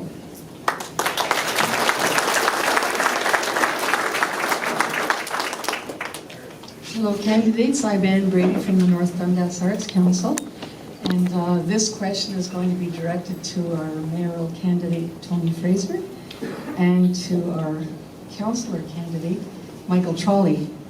I'm here to ask a question about the fourth pillar of economic development, which is the development of the arts and culture portfolio. There's a lot of very dedicated people working in this sector in our community as volunteers. And I would like to ask you gentlemen how you would stimulate staff at the township to support our activities in a more positive way, and yourselves ensure that we do develop this important sector of our economy, which big box can never take from us, because culture is so cool and it's who we are. Thank you.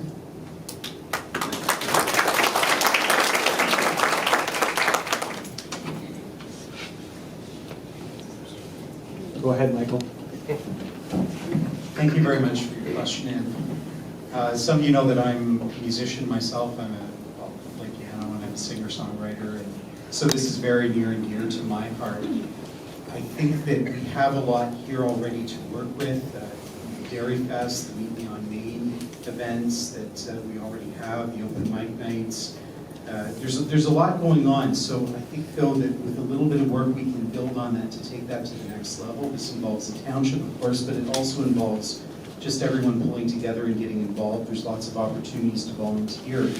But I would love to see the township work very hard to continue building on those events. They've been very popular, and I think that we can do a lot, especially in the area of music, to have more concerts, more talent nights, or maybe even a music festival. We have a lot of really very nice local venues for music, and I think that there's a lot more that we could do to book more acts into our downtown here in Winchester, to play in our park at the corner there. I would certainly want to make this a very, very top priority for myself if I was on council, because I know that it's an area that I have the knowledge to be able to be involved fairly directly. So I really appreciate the question. Thank you.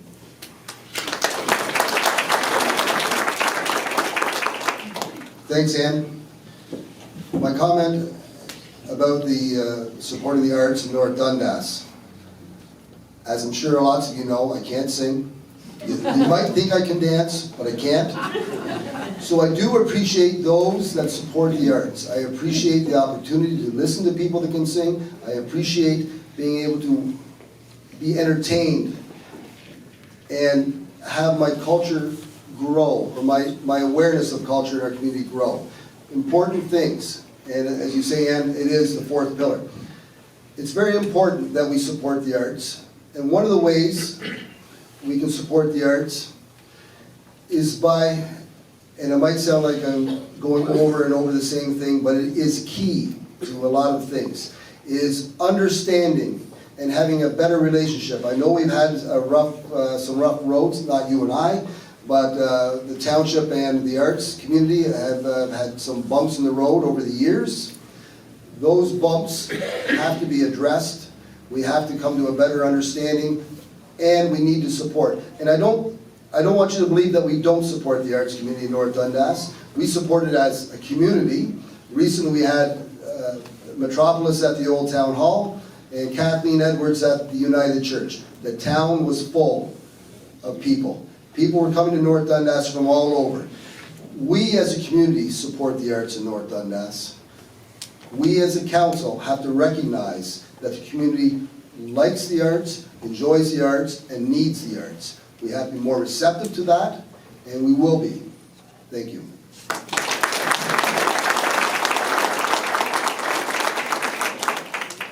Just before you ask your question, I just want to say that the three in line now are the last three we'll hear questions from tonight. Thank you. Hi, my name's Candace Schwartz. Been here all my life for North Dundas Township. I just have a quick question for Tony and Jerry. I work on my dad's farm on 43 all my life. We have older tractors and stuff. I was just wondering how to get to the communities with the policing with like speed limits and stuff on the highways for tractors, because I know several times we're on the roads, people push us right off the roads into the ditches, literally. I was just wondering what can be done to kind of change that.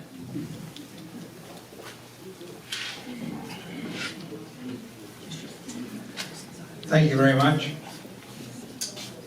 Speed and driving habits is a huge problem, and it always has been. And every road that I go on, I get complaints about speeding. People are driving too fast, and when I tell people, try to get their name, or not their name, but try to get their license number, the kind of vehicle it was, and call the OPP. That's all we can do. And I know it'd be nice to have more police presence, but the police can't be everywhere. But I tell people to call the OPP if you have any information at all about what time it was, what kind of vehicle it was, get the number and report them. That's about all we can do. And I do sympathize with you because I deal with it every day. Being a professional driver on the road, I deal with it every day. Thanks, Tanya. The speed on the road, farm implements, being on the road at the same time, it is a big issue. As Deputy Mayor Boyce states, finding more policing is a big issue. I'm not sure that we'll be able to find more policing, but it's a plea, I guess, to our community. We are the ones that travel the roads. We have to be more aware of what we are doing when we're on the roads. We have to be aware that these tractors just can't dip and dive. They have to continue in the path they're going. We have to be better citizens. We have to be more accommodating of others, be it farm tractors and the people driving them. I guess, Tanya, an awareness, or everyone, an awareness of what is going on out there, an awareness that it's harvest time, and an awareness that you approach the gravity boxes or the corn wagons quickly as we're traveling down the highways. We have to be more cognizant of the fact that we are the ones that are causing the issue. I'm not sure if signage would deal with it, but I truly do believe that policing is not an affordable way for us to get there. They can't control every meter of the road that we're traveling on. I guess it's awareness campaigns that have to be initiated. Maybe we could be supporting that with the DFA, the OFA, or the seed and crop people. We have to be partnering with this concern.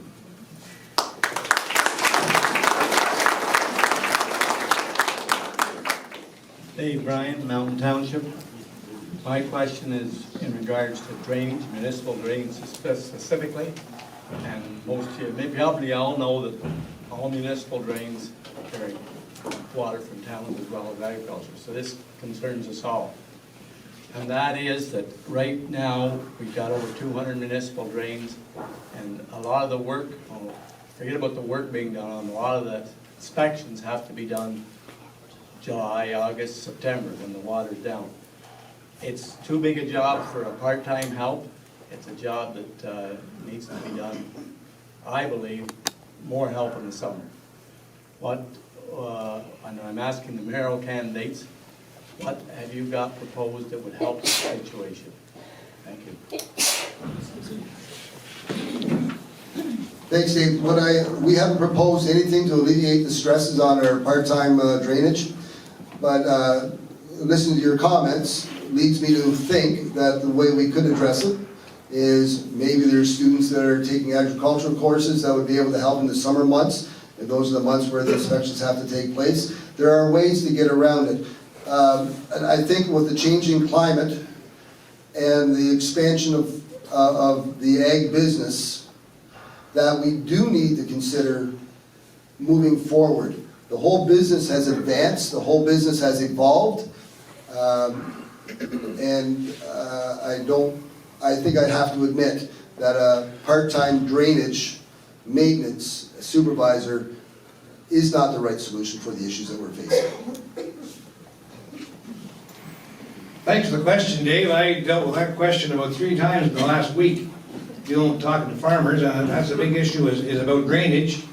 And maybe you're right, maybe we should have a person on, we have a part-time drainage superintendent now, maybe we should, and the council will have to make that decision whether they want to have a full-time drainage inspector or not. People say, well, our drain hasn't been cleaned for 10 years. Well, I just spoke with our drainage superintendent, I think on Thursday or Friday, about this issue, and he said, well, tell them to contact me. They're supposed to get on the list. If they get on the list and on the schedule, then we'll do it. But quite often they haven't done that.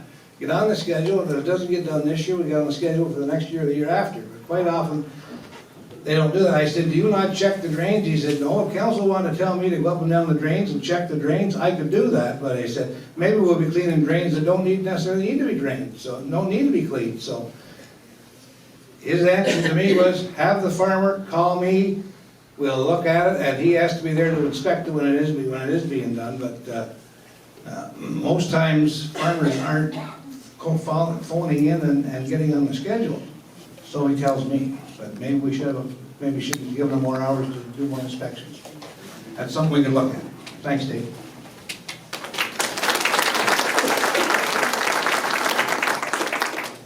Hi, my name is Maren. We've heard a lot tonight about. Can you hear me? Can you hear me now? Too tall for this, obviously. Your last name too, please. Is this better? Okay. Hi, my name is Maren. We've heard a lot. Can you hear me? Last name? McNamara. Thank you. We've heard a lot tonight about issues in town, but there's no doubt that this is a rural municipality. So my question is for Teresa and Tyler. What is the biggest issue you see facing our agricultural community, and what would you do to solve it if elected?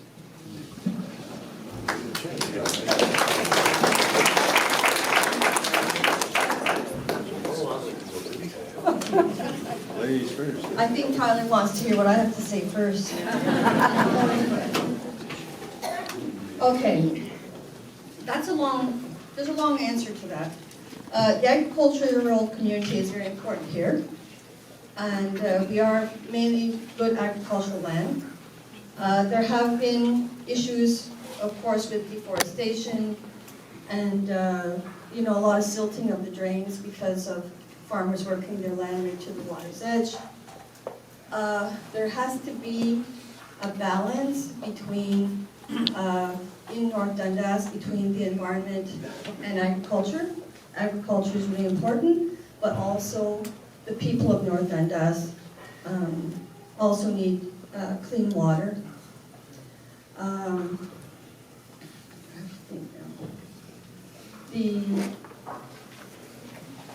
There are already bylaws in place for farmers, when it comes to dust and noise, that they're exempt.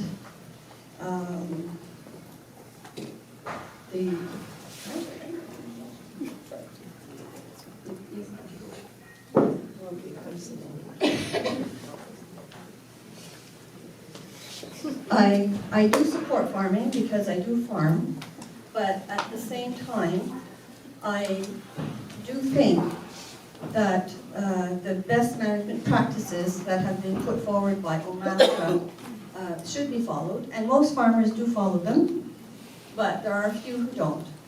And for those few, they make it look bad, for the rest of us. But as far as the farming here is very progressive, it's advancing very well, and it's a good community, it's very strong, and cash cropping, dairy, it's all here. There's the elevators, There's the 4 implement dealerships. I mean, it's a very big community for the farming.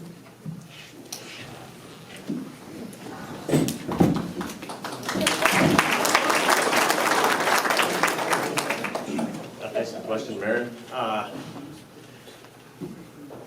We have to keep place all the current bylaws we do have in place to allow us to continue to farm the way we do and not hinder us any further, and look into also new regulations that can ease some issues.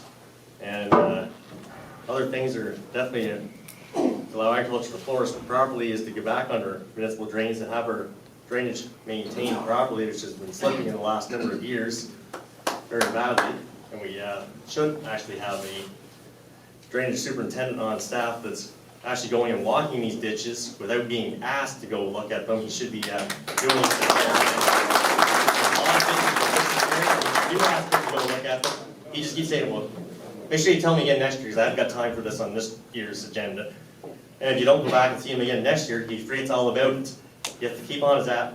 On. And it should not be that case, because we should be having a regular schedule and be looking at it.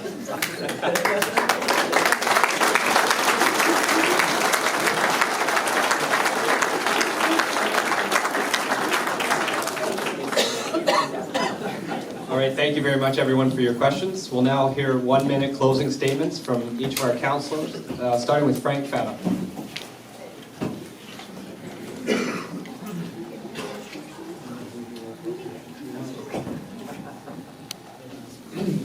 Thanks again, folks. It's been an honor to hear from you tonight and as I go door to door. I'm asking you for your support to elect me as one of your new councillors here in North Dundas. You have my wholehearted commitment toward this community. As a health and safety representative and a shop steward, I've represented my co-workers for several years. It would be a privilege and an honor to represent members of my home community. I promise you, or I guarantee you, that I will keep Parmalots, Seal Test, Alts, whatever the dairy will be called, keep their feet to the fire for their commitment. They have been good to North Dundas, and we have been good to them by having the best workers, the best dairy farmers, the best milk, and of course we can't forget the cows. I'm available at all times, especially early in the morning when my day starts at 3 o'clock, or you feel free to give me a call. Well, let's say about 10 after 3, because I'm buttering my toast at that time. And yes, I do use butter on my toast.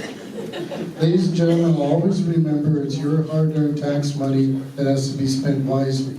I have many other ideas, and you can visit me way in the corner at the far end there where I do have some cheese and some fruit to snack on. Thanks for your time.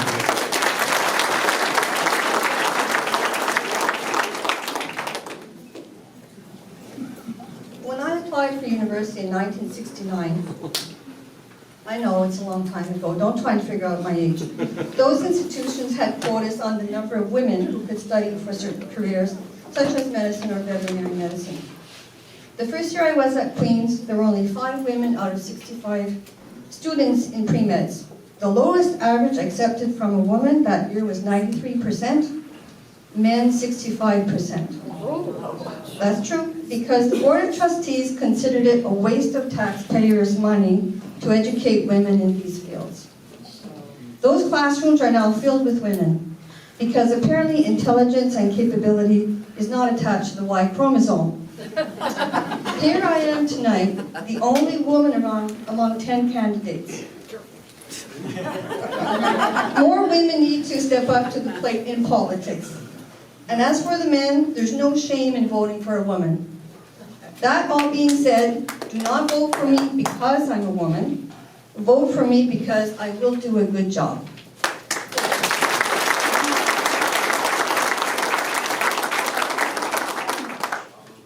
Thank you for attending tonight and listening to all of us seeking a seat on council. I would appreciate, before you go home tonight, to visit my table over on the side and take home with you some of the points I'd like to see addressed by your new council. Over the last 38 years, I've had the opportunity to sell or handle in repairs most of the family jewels in North Dundas. I look forward to your trust again with your vote. Thank you.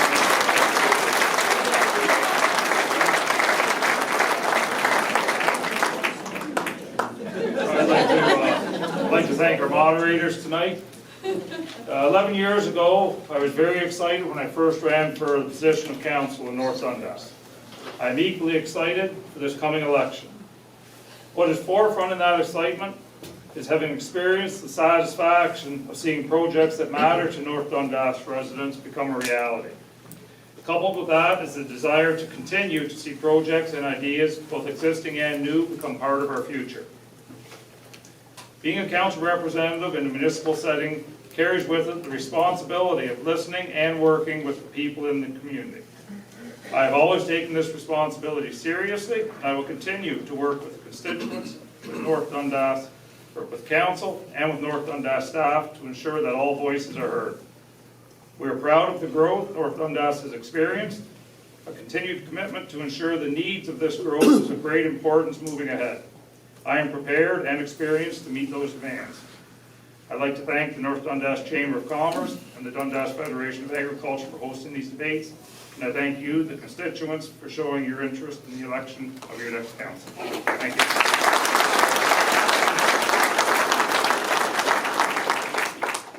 Thank you again, everyone, for being here tonight. It's been a wonderful evening. Especially thank you to the DFA and the Chamber of Commerce. As I said at the beginning, North Dundas is a great place to live, but we do have some work to do. We need affordable housing. We especially need more housing for seniors. We need to continue creating resources and amenities for young families. We need to bring people together from our downtowns, from our rural areas. We need to find win-win solutions.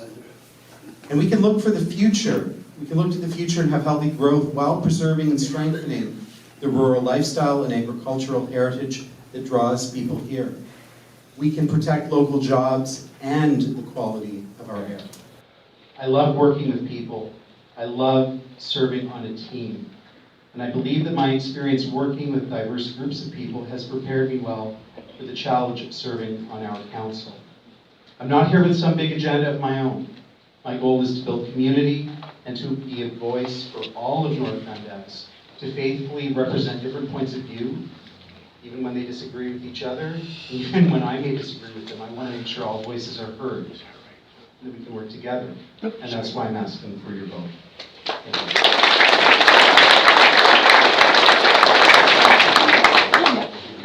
I'd like to thank everyone for coming tonight and for all the great questions. It's been quite clear to me, as it has always been, that this municipality is made up of extremely caring and involved citizens. It's also clear to me that we have citizens in this municipality that want and need change. On October 22nd, let's make that change happen together. If there are any further questions, I'm available afterwards. Thank you.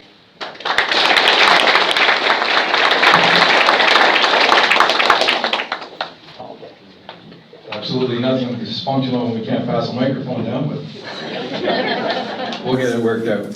My wife Dawn and I moved to this community 26 years ago, made our home here, raised our kids here, and we'll both be buried here. We have no intention of ever leaving. We may not be buried as quickly as Anne might like us to be, but it will happen, I assure you. I have helped to guide this township through the amalgamation years, to going from 9 people who had to draw names out of a hat to see where we could sit, to the 5 people that we now work as a cohesive unit. The fact that you're able to vote for deputy mayor and not have it just appointed at the municipal level is because my name is on that motion, along with Roger Cole, to make sure that you all had a voice. Be you from South Mountain, be you from Chesterville, or be you from Winchester. When we raise our hands, we spend your money, regardless of where you come from. And the old days and the old ways where we could just section off and spend your money with impunity and not have to worry about it if you came like Jim from Mountain, those are over. Those are things that have long since passed. But what we have done now and what we need to do is take our experience and move forward. I have 18 years of experience. The county council is a very important part of what we do at the municipal level. I'm ready, I'm willing, and I'm eager to take the next step, and I'm asking you to vote for me on October 22nd. Thank you.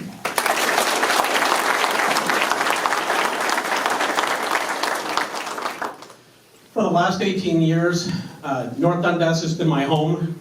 My wife and I raised 3 lovely children here who partook of all the schools and all the amenities that this township has to offer. We came here because we really wanted to move to a small community that we could enjoy and be part of. I'm asking to become the deputy mayor for North Dundas for only a couple of small reasons. One is that I think that there's a need for another voice. Somebody who has experience in other areas and who's not afraid to put those ideas forward.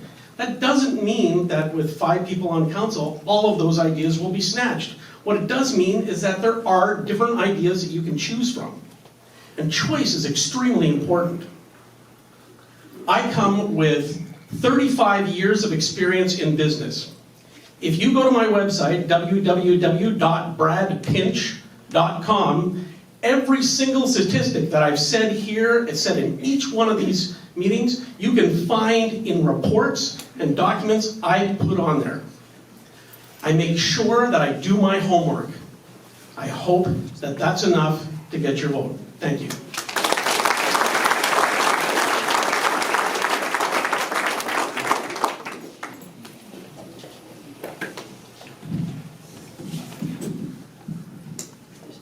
Remember, the elections are about choices. This election is about deciding whether to continue moving forward or to make a U-turn. You can choose to make a U-turn, to go back to the day when deals were done the old school way, a wink, a nod, proverbial handshake. Or you can decide to continue moving forward with energy, with someone accepting of new ideas and new technology, follow standard protocol, understands due process, is able to work with all members of our community, and has proven leadership abilities. In closing, the goal that must be achieved is the goal of having a strong, supportive, serving council, open to discussion, open to ideas, and open to the philosophy of how can we help. Our volunteers, our business people, our citizens, and our developers have goals, dreams, and ideas that need to be heard, discussed, and evaluated. This is the type of council I believe the Township of North Dundas deserves, and this is the type of council I will lead as your next mayor. I'm asking for your support, and I'm asking for your vote. Thank you.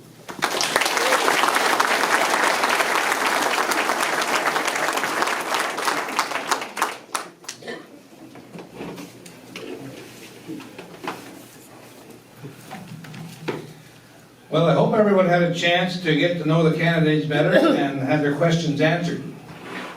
I asked you to seriously consider me for the office of mayor on October 17th to the 22nd. Lauren and I had time to go to most events when I was working full-time, and now we'll have more time to attend more events. I will have more time in the township office. We still have some unfinished business from the last 2 years, 2 terms of council.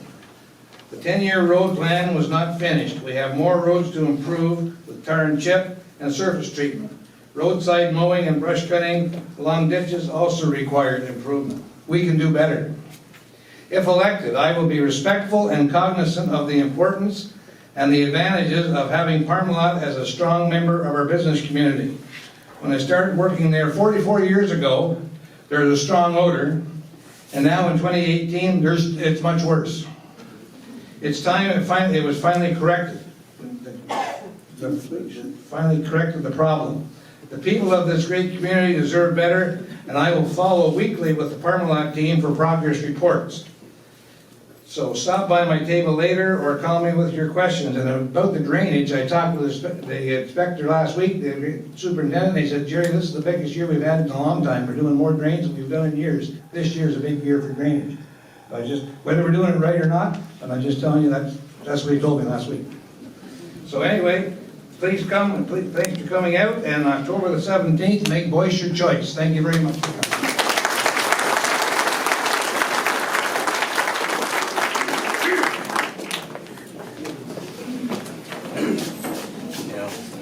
Before I turn things over to Matt, let him wrap up, we've got 10 excellent candidates up here.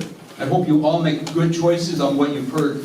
But there's one person that I think we would be remiss if we didn't say a thank you to, And that's a gentleman who's hanging out back there at the corner, who's been our mayor for the last 2 terms, and I think we owe him a round of applause.